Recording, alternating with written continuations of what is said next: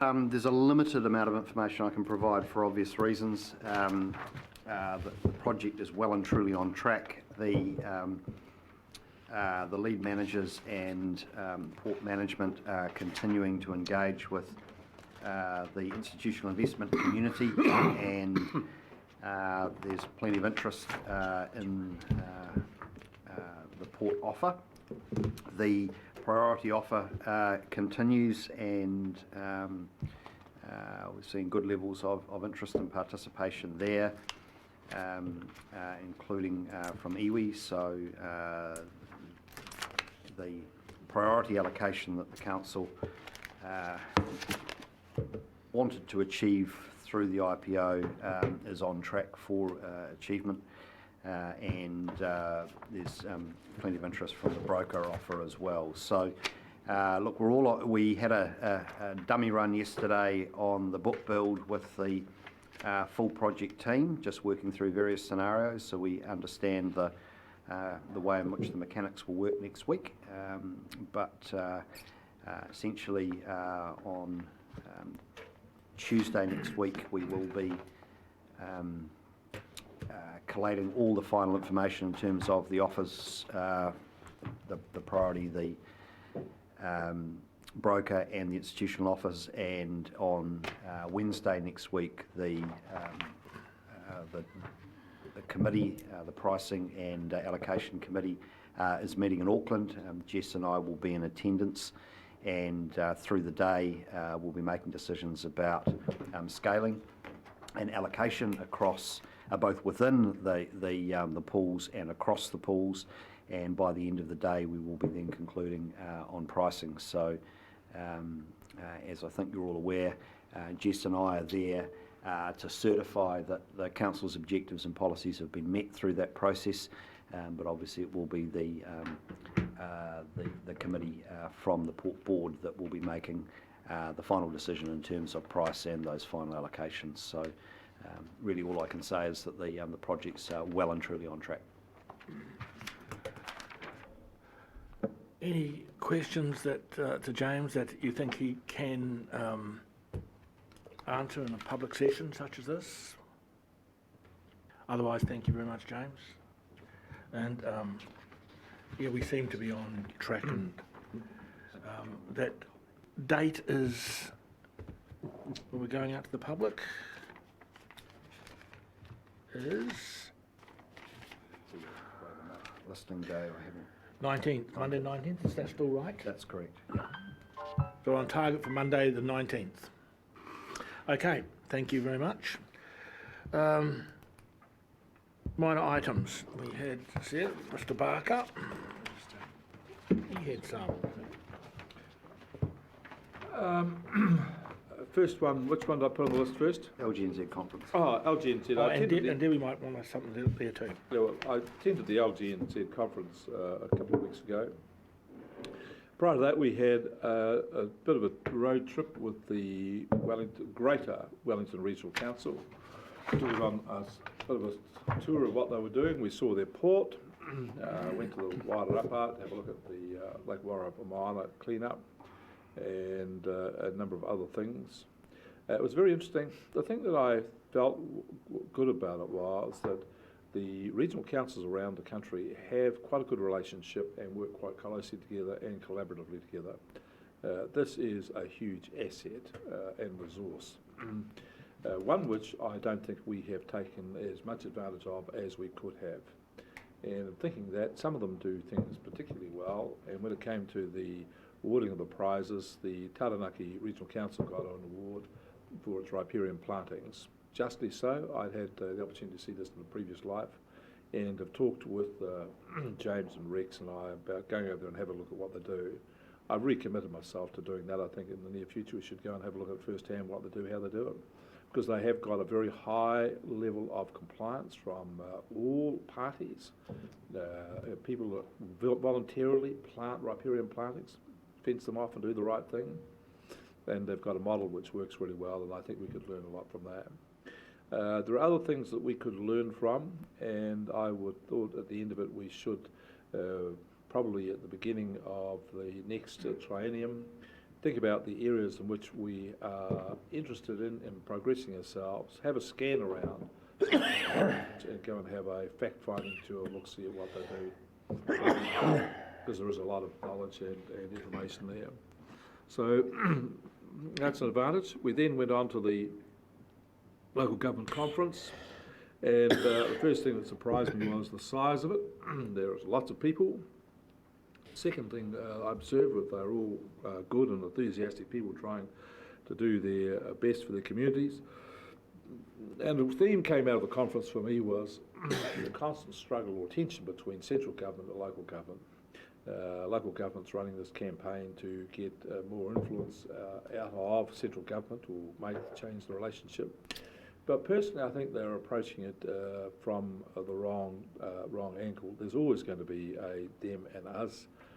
I've been to look at and study tours of Britain, the States and in Australia about local government and central government.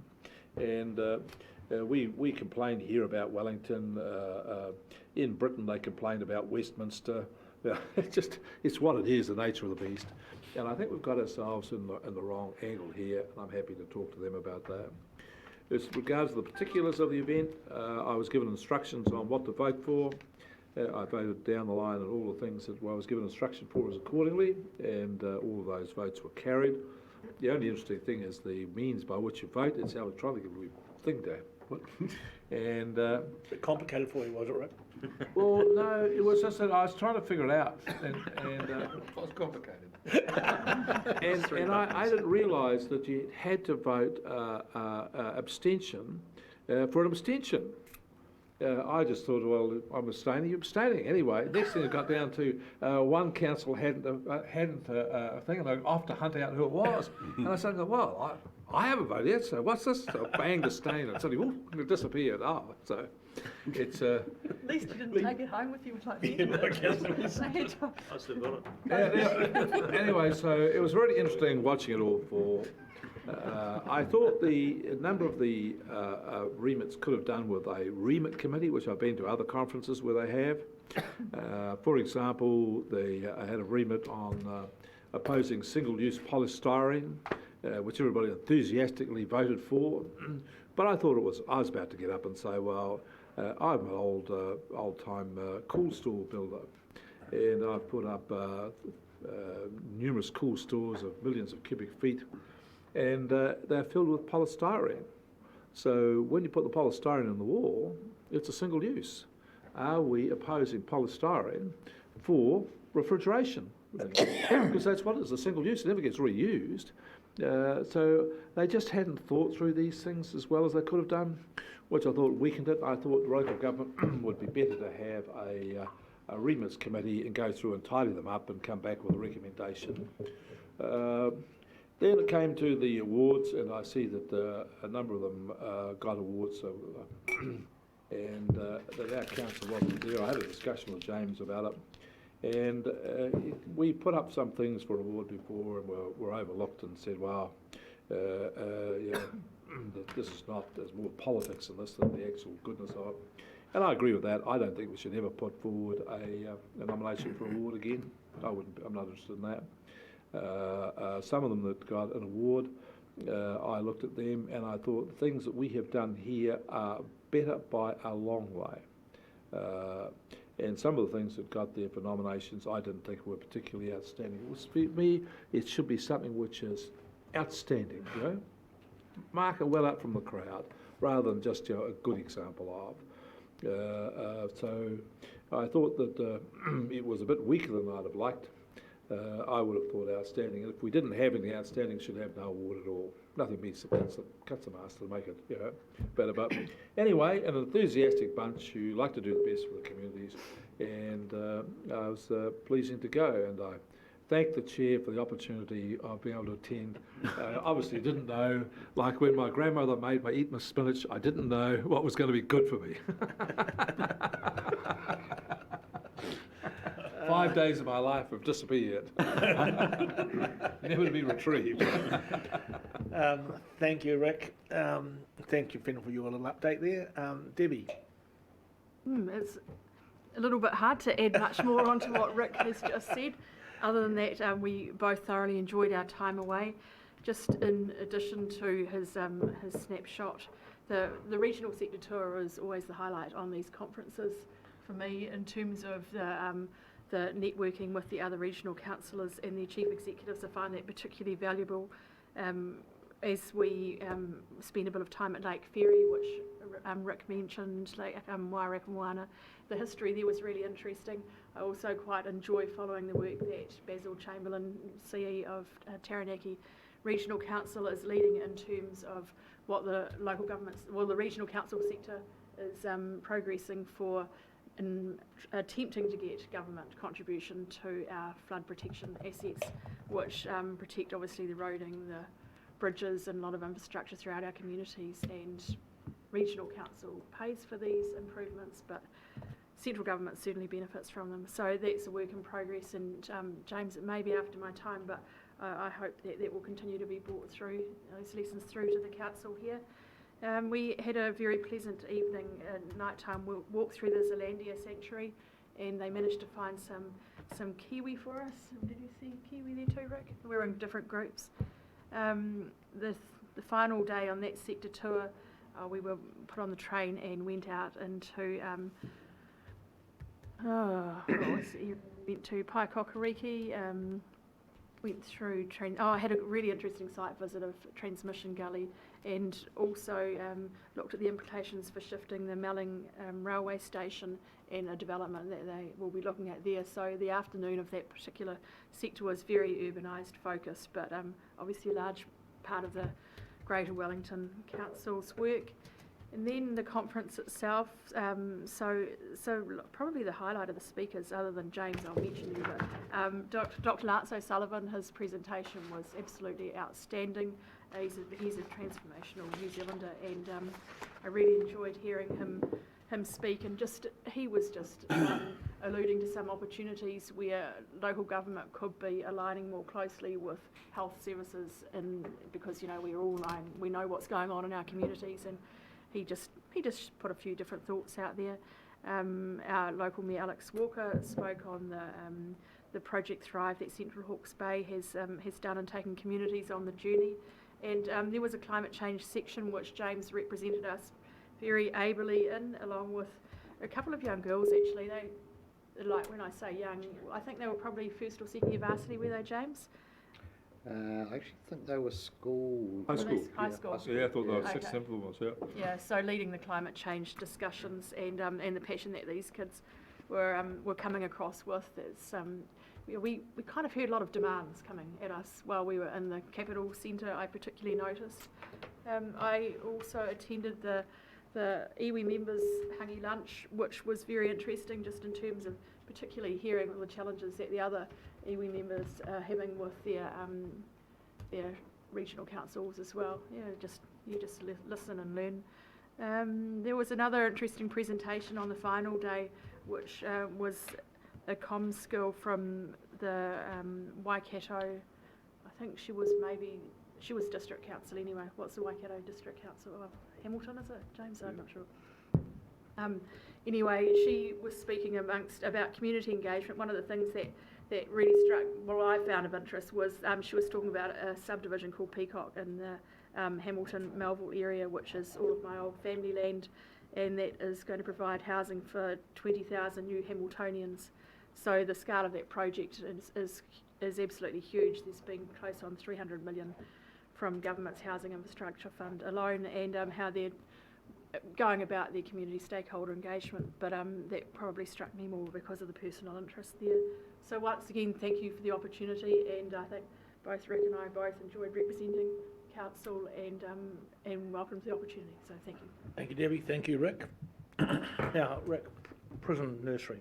I attended last night at 5:15 a meeting in the Beehive. Supposed to be with a number of ministers, but in the end it was only Minister Nash, who said he was there more as the Member of Parliament for Napier rather than as the Minister for Police. I said, well, I don't agree with that. As far as we're concerned with you as the Minister of Police, and you speak on behalf of all Cabinet because of Cabinet collective responsibility. I know the Constitution Act. Anyway, Unfortunately, Nahiwi Tamona was unable to attend because of fog, delays out of here. Tracy Tahui couldn't get there as well, so it fell to me to lead and open up the meeting, and then Colin Pyrie then carried on with that.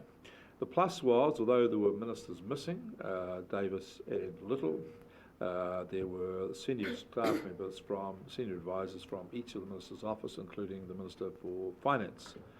So every ministerial office which has a connection with was there and well represented, and the Chief Executive of Corrections was there with senior staff as well. So we went through the presentation. All agreed that it was an outstanding idea.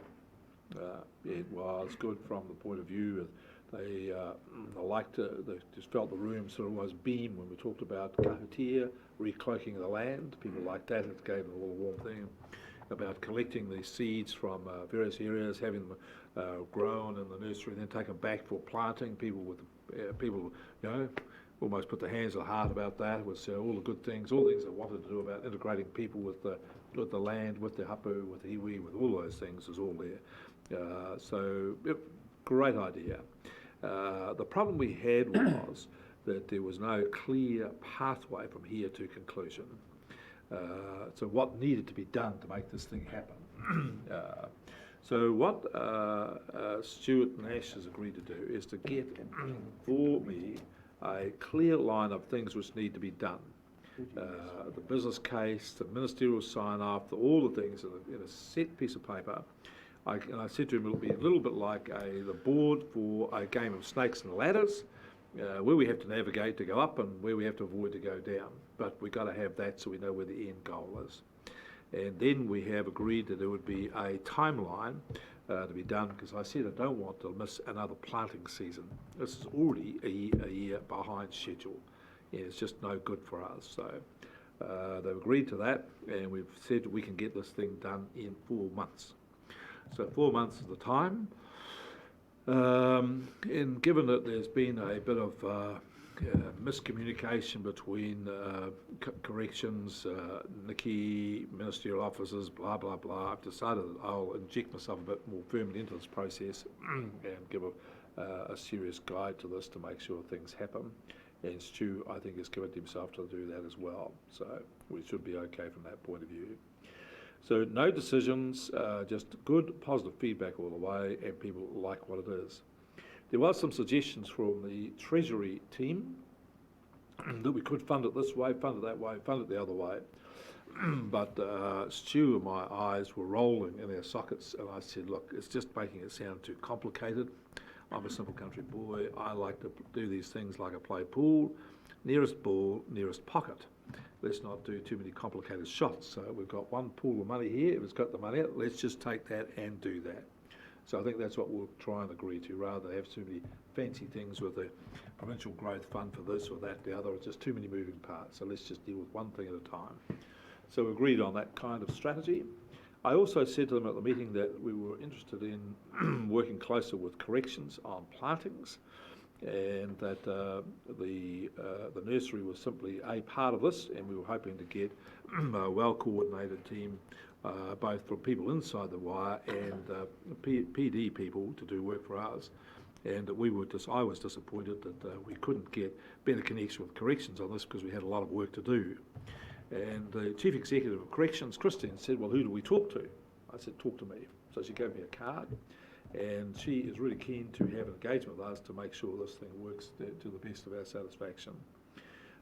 It will require a resource from us, because they're not going to be able to pay the lot.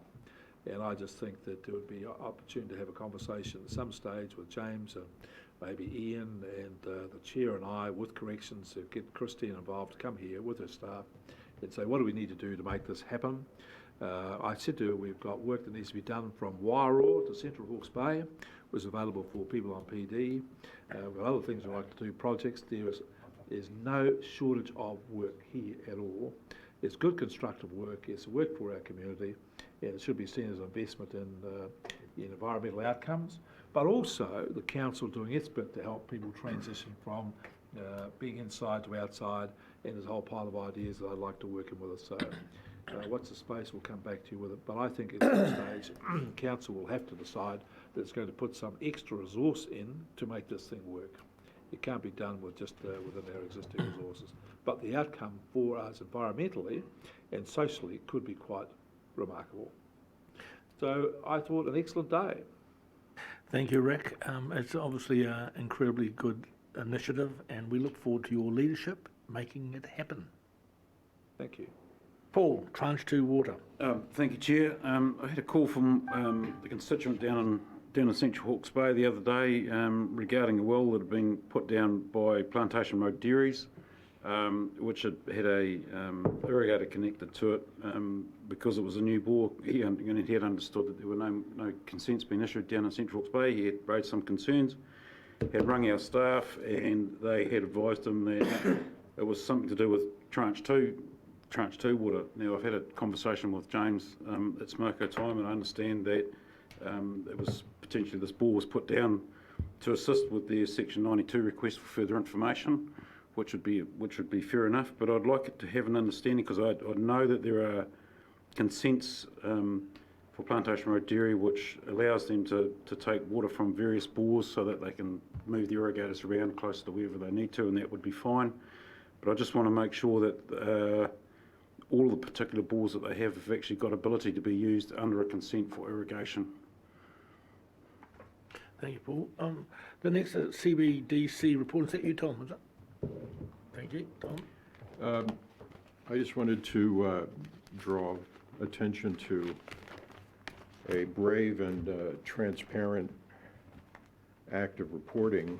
This is the centerfold of Central Hawke's Bay Mail, which I get as a rural resident. And what it is about every other month, CHB has a complete list here of all of its, probably looks to me about 20 infrastructure projects, all water related, water supply, stormwater, etc. What the status of the project is, start date, end date, a little progress grid with little buttons as to how far along they are, the budget that's committed to the project, a bit of explanation as to what these projects are. And I just think this is an exemplary, this is an example of the kind of transparency that we should have across the board, all of our councils, on this type of spending. There's a hell of a lot of money represented in these projects, and it's, in my mind, pretty brave for the council to say exactly here's where we are, here's where we have yet to go, here's how much money is being spent. I just thought it was a terrific example. I'd love to know what an ad like this would look like for Hastings or Napier city councils, or even our hotspot projects, for example, as to a nice, easy graphic way to see, are we doing what we say we're doing? So anyway, I just thought this is something that they should be commended on. Well done, Tom. I think it's a nice positive thought for Alex and her team. There were no other, I wrote down the three, I don't think there was any others. So that is the end of our meeting then. We got Well, the minutes of the lots of minutes here, but it's the end of our public meeting. And we'll move into, will someone move us into public excluded, please? so moved. Rick and Paul, his hand up. All those in favour? Aye. Okay.